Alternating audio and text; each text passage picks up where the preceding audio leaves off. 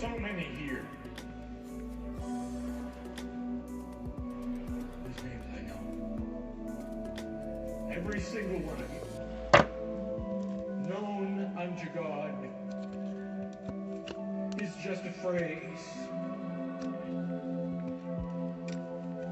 But you ask the ones who have been healed in these past months and years, and they know what it is, known unto God. They're here. It seems trite, but I wish they could stand and give their testimony, the testimony of the soul, which is interdimensional, that says, I know I am known by God for what has happened to me. I know each of you in this way, this profound way.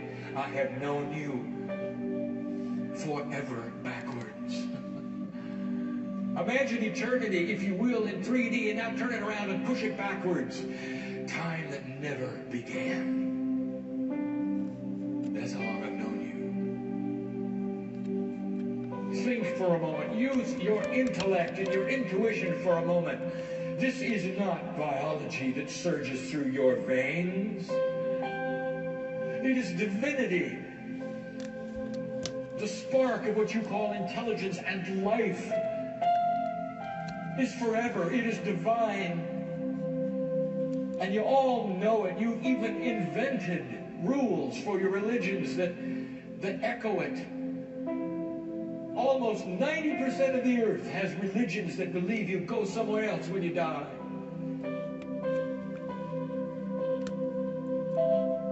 What does that tell you about expectations of life?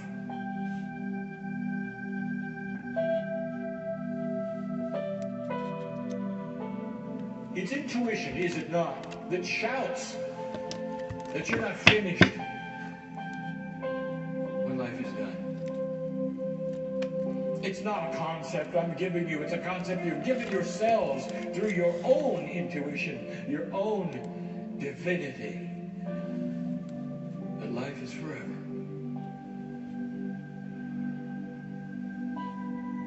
Because you're linear, you don't understand that you always were and you always will be. Long before the earth was formed, you were with me, and I was with you. We are connected. We always will be. A system is in place that you cannot remember, that is shielded from you because you're in the test. A system where I say goodbye to you before you come into this planet and say hello to you when you return, and you can't remember it, but I do. I do. I know your names because you're known unto God, and you know who is here. The ones who awaken first on this planet during this renaissance that is coming. The ones who awaken first are the old souls of the planet. The Lemurians and many others. Life after life after life, and you can't remember any of them. Hidden it is from you, but I remember. It puts you at a disadvantage, but it puts me at a disadvantage because I am in love with you. And that's what angels do with one another. Love is thick, it is pure, it is real, it is an energy which you can see and you can feel, and it pours into this place because it's precious.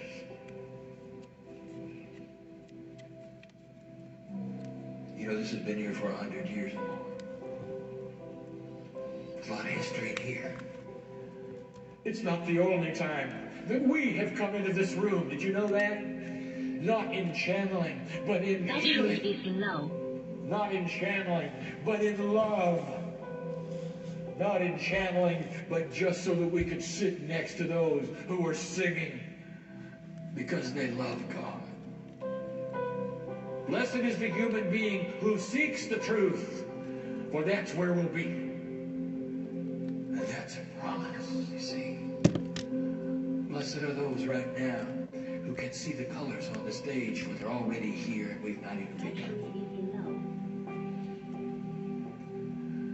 It's a powerful thing when you recognize the divinity in yourself.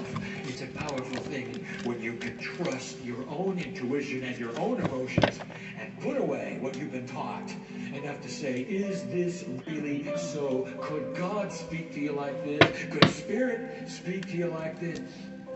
I'll say it again, this is the way of it. I'll say it again for you to hear again. All of the scriptures that have been written by all of the prophets responsible for all of the multitudes of religious doctrine, none of them were written by God. All of them were written by humans under the influence of the love of God. That's the truth, and that's channeling.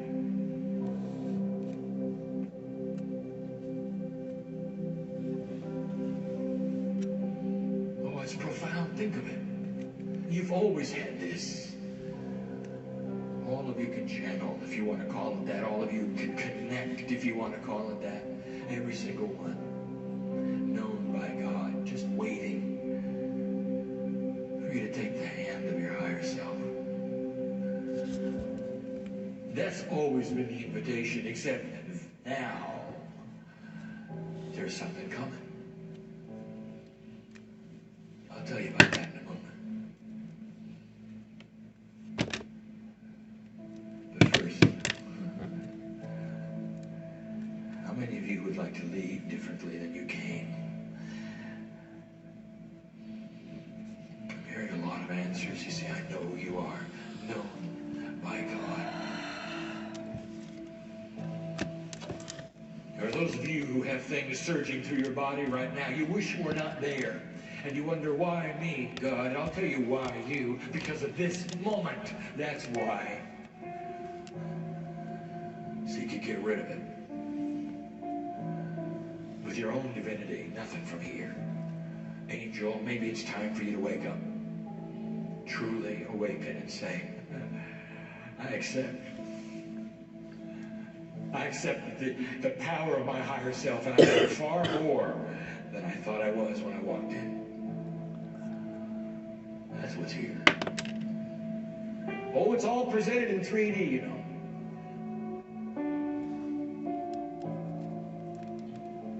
Difficult to explain. But you can feel it. It's a sweet place here tonight as we start these teachings. A sweet place.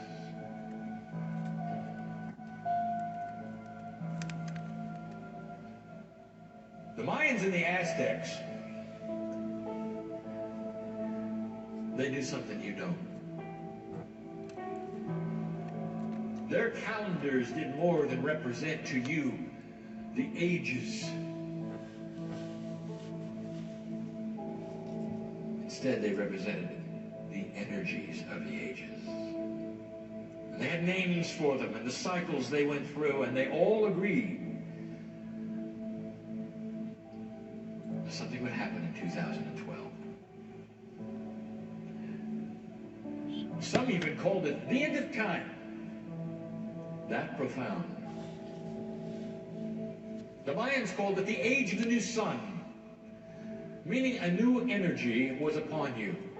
We call it a renaissance. This is the great shift. This is what many of us have been telling you for all these years, since 1989. It's coming. And it's not the end of all things, hardly. It is the beginning of all things, and it will have taken you almost a generation to create it. 2012 is the beginning, a marker of a potential on the planet that we have called the New Jerusalem. And when that time arrives, I want you to look around and see the changes that you have wrought. Free choice it is within you to do this and create this, but the potentials are there. Now let me speak about how this works. I'm going to speak about interdimensional things, difficult things for you to understand, and we're going to do it in a circle. I'm going going to title this The Many Yous. Many of you.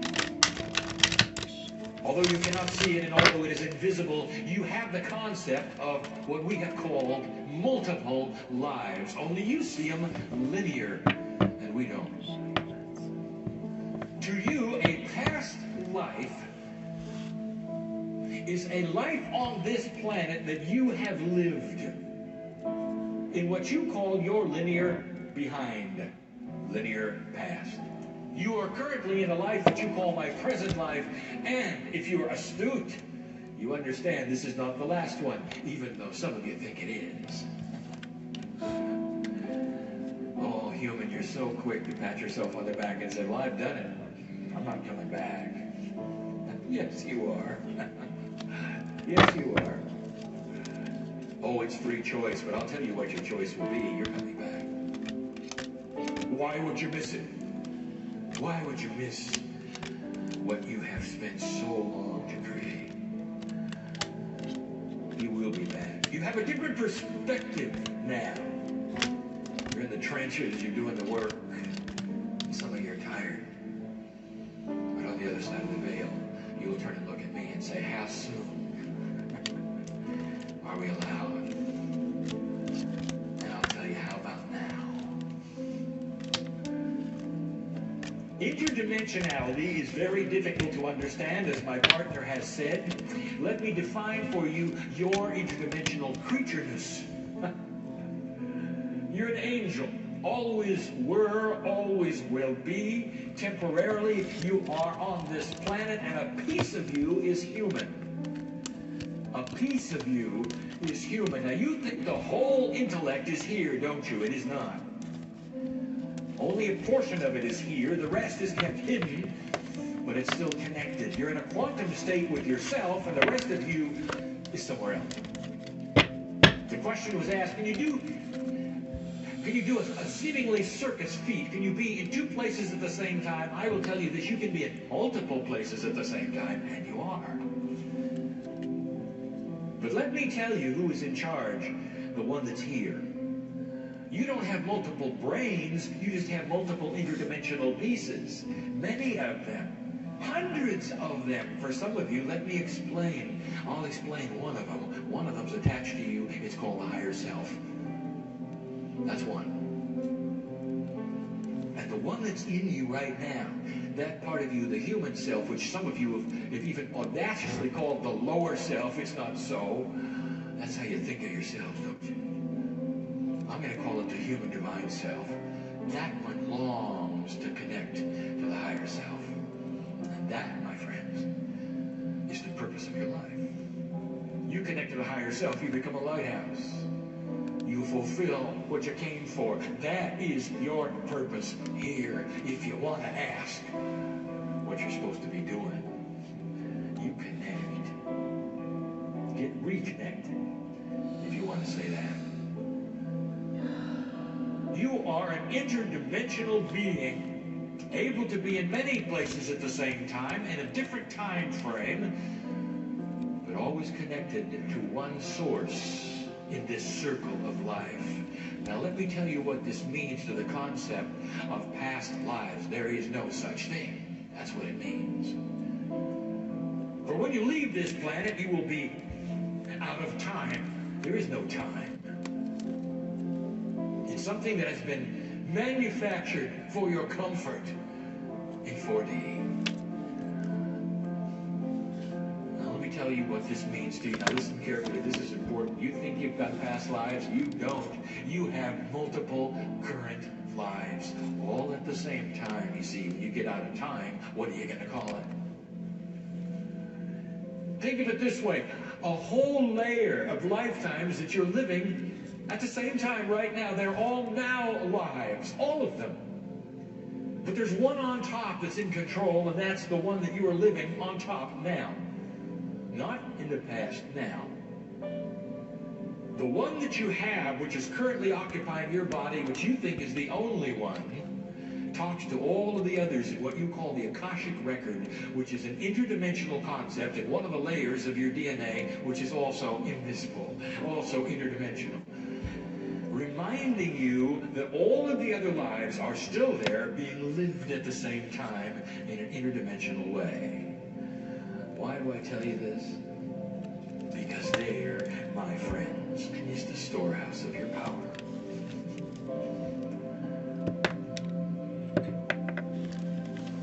How would you like to have the benefit of everything you've ever done as an angel since you arrived here, Lemurian? How about 52,000 years worth of experience? How would you like to have that, Lemurian? Well, I'll tell you, you connect to the higher self, and suddenly the quantum effect takes place, and you're connected to all of them at the same time. And some of you know what I'm talking about, and some of you don't, because there is the wisdom of the ages. Shaman.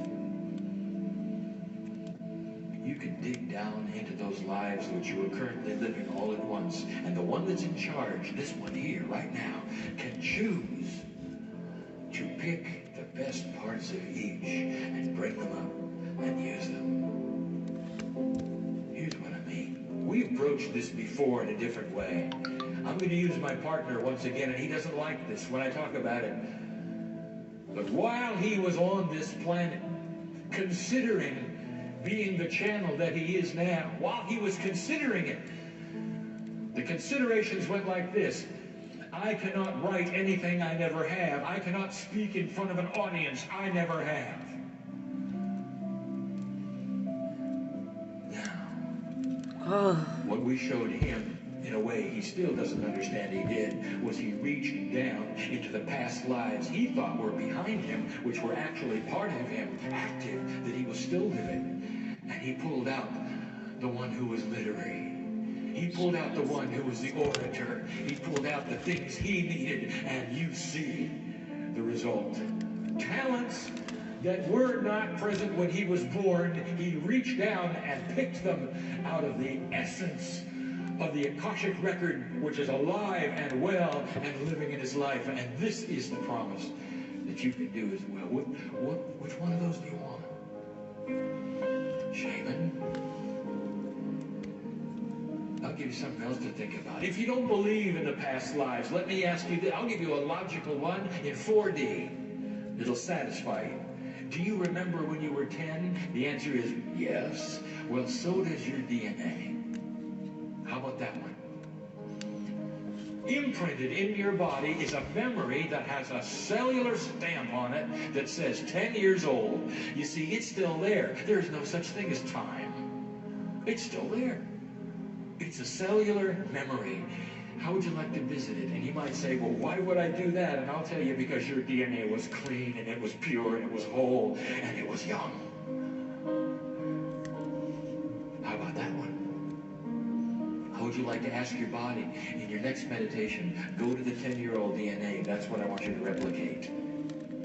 Body reproduces itself all the time. Let's go to the 10-year-old DNA. Young, pure, fresh energy of the youngster. It can't even sit still. It's alive. It's there. It's now. Oh, and this concept you have of the future, in the many yous, the future. Let me give you a snapshot. You say, Kryon, there's a dichotomy here. You say, God can do anything. And yet you also say that God doesn't know our future. How can that be? It's easy. I'll give you the answer. We know the potentials of all of the things that you might do. It's extremely complex to you. To us, it is not. It's interdimensional. It all loops around in a circle. We can see the potentials of every decision you might make. Therefore, we know everything. Except one. In your free choice situation on this planet, we don't know which one you're going to do. That's up to you. But when you do it, we say, that's the path that we had all along. Now we know what's going to happen. So I bring this to you so that you will think this through.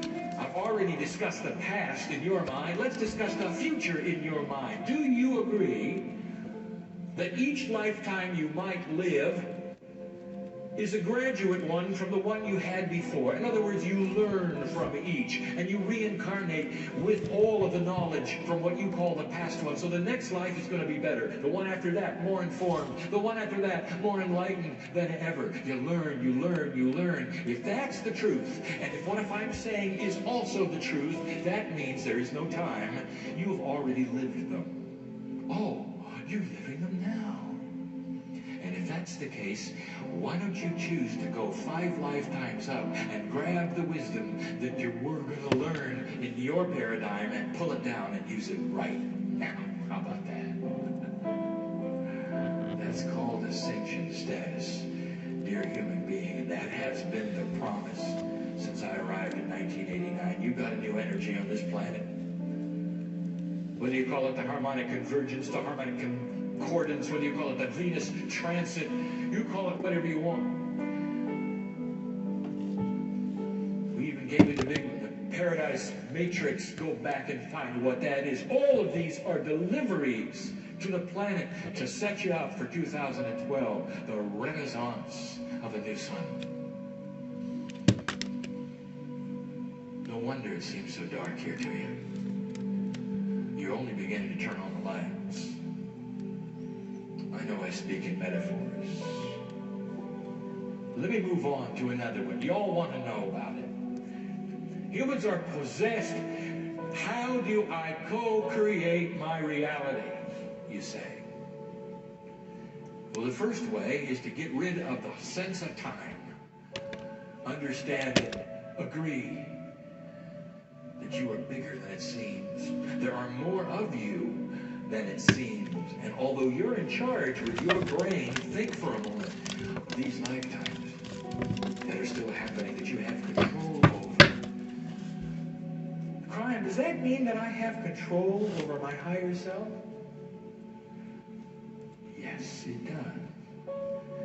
Because your higher self is no more than a divine complement of your angelic being. It sits there in no judgment at all. It does not control you. It sits there ready to be connected to you. And when you connect to it, your thoughts are the thoughts of the higher self. What a concept. What about co-creation? In order for me to do this correctly, I have to give you the rule. The rule. The axiom, if you wish, that you've always known is there, but now I'm going to verbalize it. And that is this rule. It's about enlightenment. And here it is. No amount of enlightenment can be put upon another person to change them without their permission. Let me put it in another way. You can not, with your enlightenment, steamroll over another person who has not what you have. It's against the rules. It cannot be done. And it doesn't work that way. In a 3D attribute, you see co-creation as something you do that affects you and gets you something. That's not the way it works at all. You cannot, in all integrity, affect someone else's life with your co-creation. And you will say, well, how else can it work? Doesn't there have to be a winner and a loser? And the answer is, no, there is not. There's a winner and a winner. Here's what you don't understand. As you co-create for yourself, you push energy around that never would have been pushed around before. And when you do this, it helps someone else to move into a place that will eventually give them a light that they didn't have before. At the same time, create a situation in your life that you had prayed for. That is complex. Let me review so that you understand. 2 things we have mentioned before. When you send light, it is the same concept. We told you before, you are not allowed to send light with a bias. If you know something is happening, and you wish to send light there, don't send the solution. Don't send what you want. Just send light. Get used to understanding that light is all you have. That's what the lighthouse has. It doesn't have an agenda. It only has light.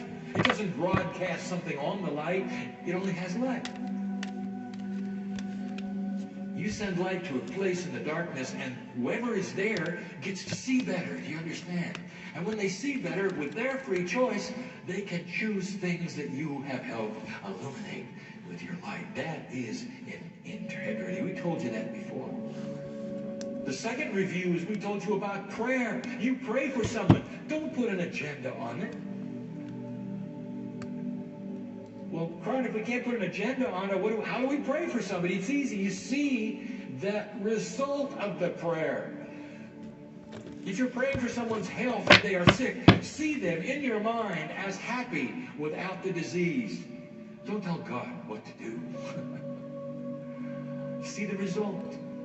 If you pray for peace, you see an earth where families are not in fear or worry,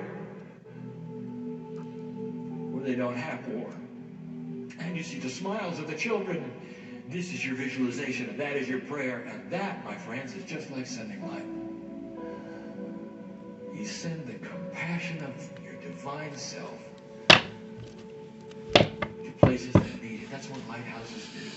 That's not hard to understand, but the hardest one to understand is co-creation. And the only way I can do it is to give you this example, one that you will all understand, especially in this town. See, I know where I am. How many of you have heard of the parking angel? You got parking angels here. You probably have more here than any other place on earth.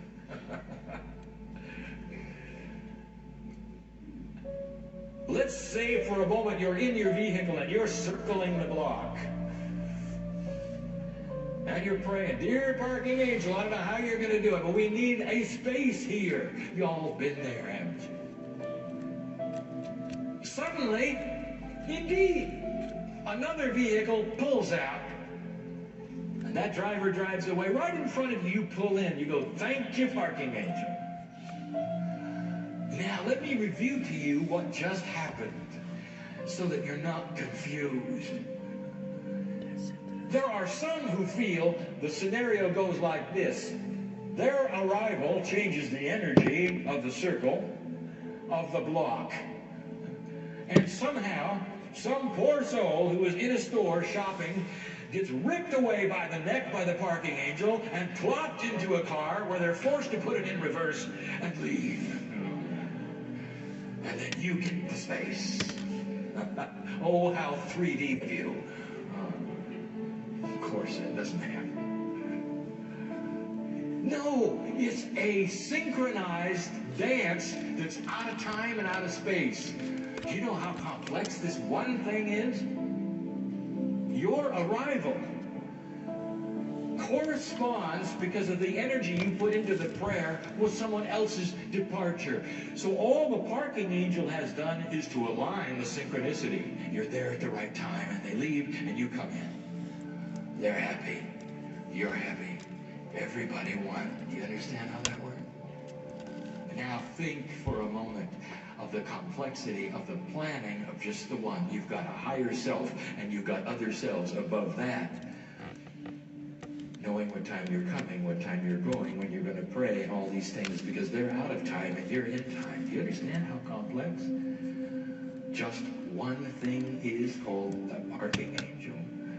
Now, amplify that tens of millions of times, because the process is about the dance of synchronicity. You're asking for relationship issues, you're asking for job issues, you're asking for travel issues, so many things you're trying to co-create in your life. You're asking for the synchronicity of the dance. And at the same time, so many of you who don't understand how this works, you put rules on it. Oh, Spirit, deliver to me exactly what I need, and I've got this need, and I've got that need, and I'm going to co-create it. Oh, but I'm not willing to leave the town, by the way, and I'm not willing to do this, and I'm not willing to do that. How am I supposed to do anything? your angel says. If you don't move around, you put restrictions on it, you're not going to have a co-creative ability. If you want to co-create, let the dance begin. No restrictions. Don't be afraid of the love of God. Don't be afraid of the love of God. You think you've got it figured out where you're supposed to be and what you're supposed to be doing? You all got something, don't you? You don't want God to touch. God, don't touch my family.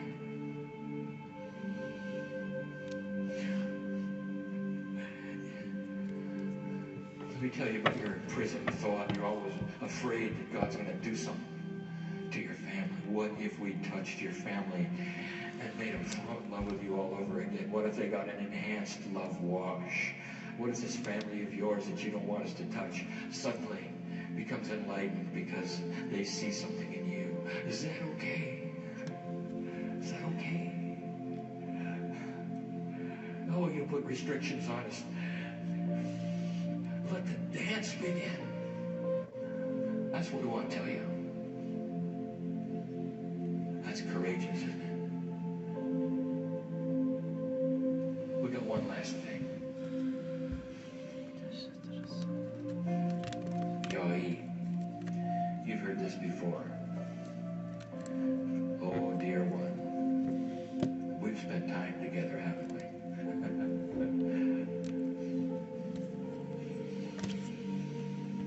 It's called quantum intelligence. We don't speak of it very often, but you got to know what it is. You want to put God in a box. You want to compartmentalize everything that is so that you can understand it. Dear God, teach me how to pray. I need to know how to pray. We've heard this so often.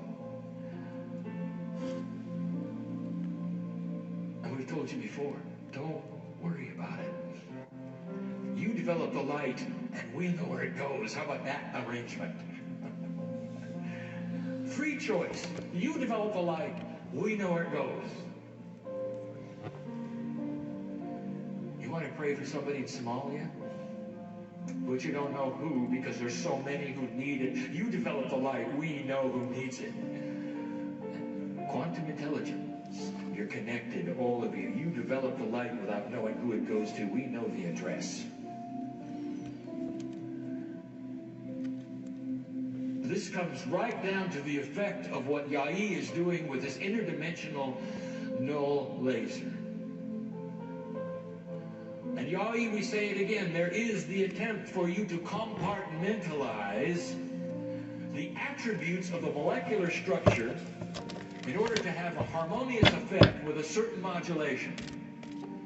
And that, you feel, is therefore going to touch the parts that need it within the human body.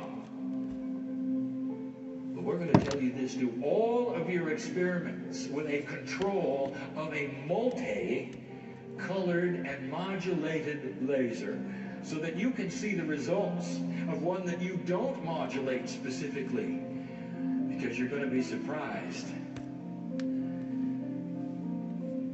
There could be a generic one that knows exactly what to do no matter what color it is, no matter what the modulation is.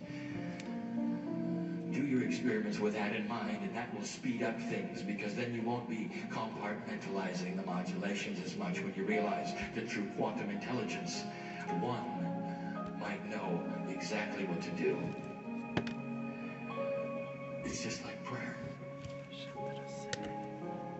Are you here tonight and you're uncertain of how to pray and what to do for your own bodies, and I don't know what to do next? Why should you? Don't you understand? You sit in front of God and say, I am connecting with my higher self. Finally, dear God, not only do I just tell me what I need to know, but just do it, will you? I'm sitting here and I'm ready. And then stand back. All we need is your permission. Quantum intelligence will go to the places in your body that need it. Get used to meditating every day, even a short amount of time. Dear Spirit, place in me what I need. you'll save a lot of time, dear human being, if you'll stop telling us what you think we should know. Don't you think we're around? Oh, you sit in front of Spirit and you say, oh, you won't believe what happened today. Oh, yes, we do. We were there, remember? Well, Spirit, I'm going to have a hard time paying the rent. Don't you think we know that? Don't waste time. We're in love with you. Don't waste time. Just get to the point. And the point is there. Is this, dear Spirit, give me what I need and tell me what I need. And then give me peace that it has been accomplished. And I'll just sit here and I'll be loved. So that's what brothers and sisters in spirit do with one another. And that's who I am. I'm your sister in spirit. And you know it, don't you? You know it, don't you? Always connected. No matter what. But you knew that, didn't you? I want to awake what you already know.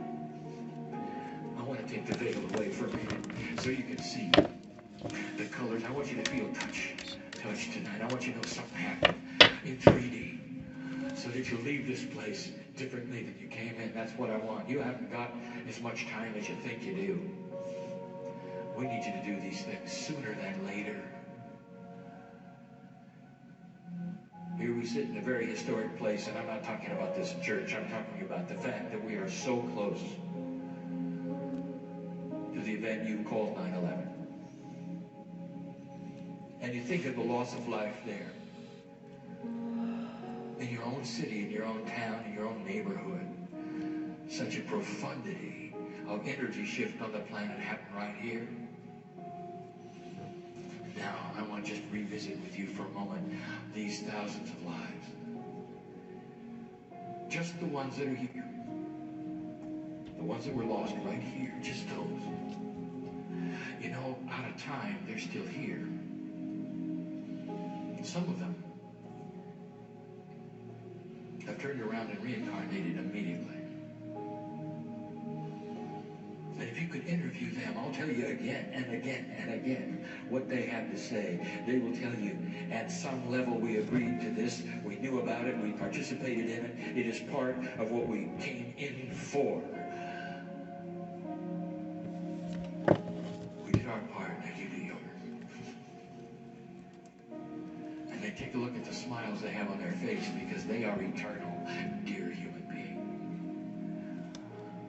Just like you. You may not like it, and it may be sorrowful for you. But the fact is that there is joy in their hearts because they are known by God. Every single one. Every single one. Just like you. It's time for a shift. Let you be the ones to begin this. It's a sweet place here, and the colors have been grand. 5 of you have got the seeds of healing that you didn't have when you came in. And I don't just mean physically. How about peace over something that you want peace over? Don't you think I know who's here? You're going to celebrate it? Because it's happened. Why don't you celebrate it? Why don't you go ahead and let yourself feel it? The peace that passeth understanding. You can't explain it.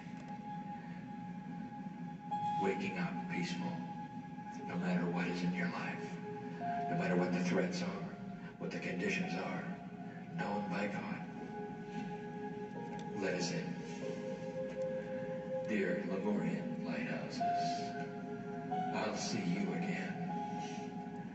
You can count on it. You can count on it. You can count on it. And so it is. And so it is.